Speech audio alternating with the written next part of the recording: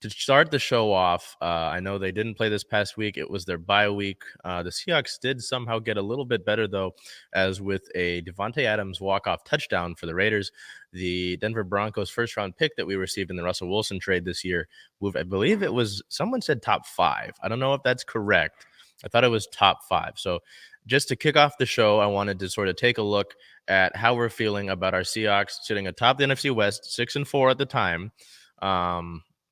And having that top 10 pick. You know, we look at all of the sort of things, whether it's Geno Smith's play, the emergence of Ken Walker III, the emergence of this rookie class as a whole,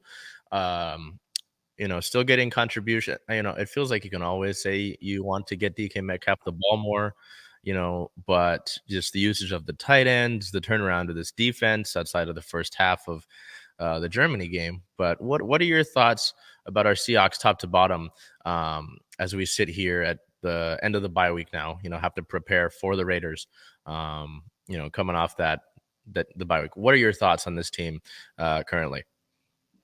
First, I'll say that the trade just keeps getting better for us. I don't think that any of us expected to be sitting at the top of the NFC West division.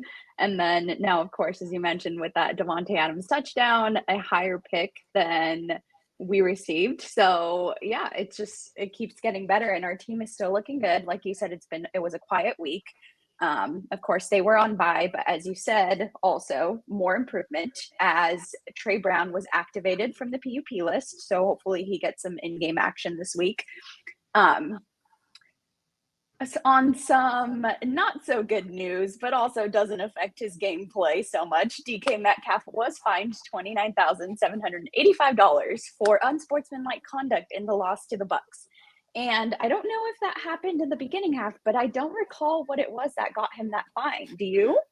So I know both parts of it, because I remember when this took place, DK had wanted a offensive pass interference call as the Seahawks were kind of getting down near the end zone. I think it was on third down, and this penalty that he got, this unsportsmanlike conduct, actually pushed the Seahawks back to about a 50-yarder, and Jason Myers still was able to nail it. So it didn't necessarily end up mattering in the long run, but it does cost DK now $30,000 nearly. I believe the main thing that actually got him the flag and perhaps the fine was that, there was the initial video that was shown on the broadcast where he was just kind of talking to the referee.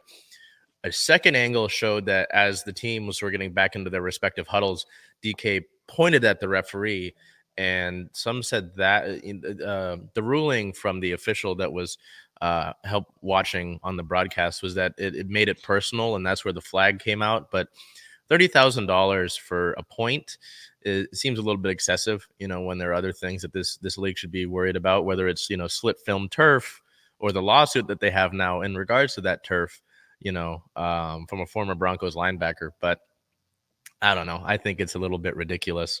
I didn't see anything really in that instance that really necessitated a fine. The flag, sure, I'll deal with it. Again, it didn't end up necessarily hurting the Seahawks in the long run in that game. They were going to make the field goal regardless, thanks to Jason Myers.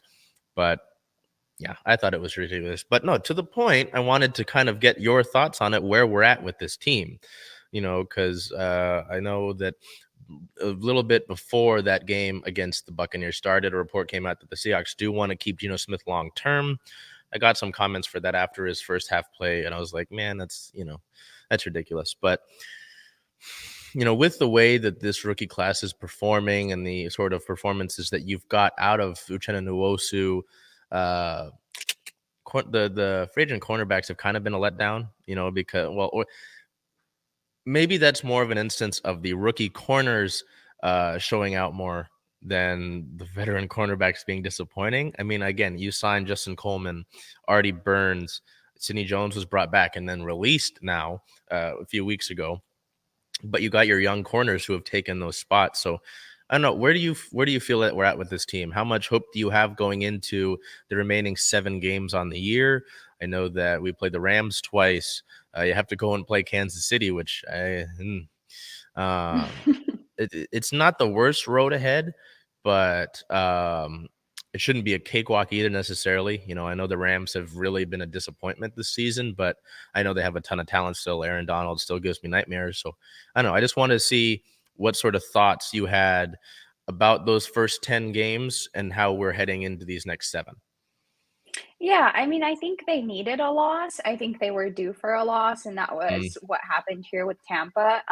But this is also going to be exciting to watch because, as we mentioned, Devontae Adams and him helping us get a pick, they're also coming off a win now. We'll be playing them next, and we don't know how much momentum they have, how much mm, energy that win has given them because they've had kind of a rocky start to their season. But I'm pretty confident with where our team sits. I think there have been games in those first few games where we were unsure as to how they were going to go. I think Arizona was one of those when we first started talking about the season, and they've just been dominant. So I think they got their bad loss out of the way, and it wasn't a bad, I wouldn't say it was a bad game. It was a bad half. And yep. so Yep. they were able to recourse in that second half. And yeah, I just think they pick up from there. And I really do see us getting to those 10 wins sooner than later.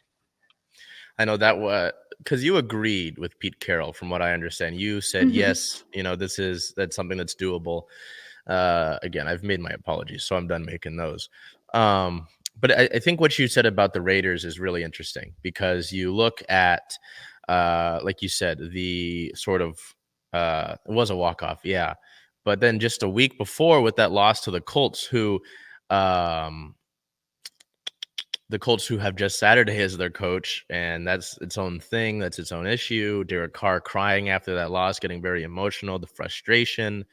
I know that it hasn't been how the Raiders or their fans have wanted it to be to begin the year, but you gotta wonder about that. You gotta wonder, what 1 week can do for them. So that's a good point. So let's just take a look now at league news here with some interesting stuff.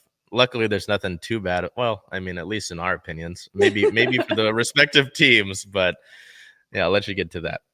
Yeah, we have some more Goodell news. So Goodell issues conduct memo. Roger Goodell threatens significant discipline for violations of NFL's alcohol policy after Todd Downing's Titans OC DUI arrest. So, um, again, doesn't really affect us. This other one is more kind of a big deal on the sanitary side of things.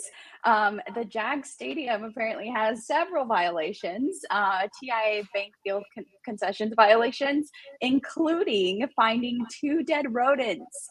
That's disgusting. That's terrible. Not game day experience. Very bad. No, no. I can't see myself as someone that goes to the arena ever buying food there again.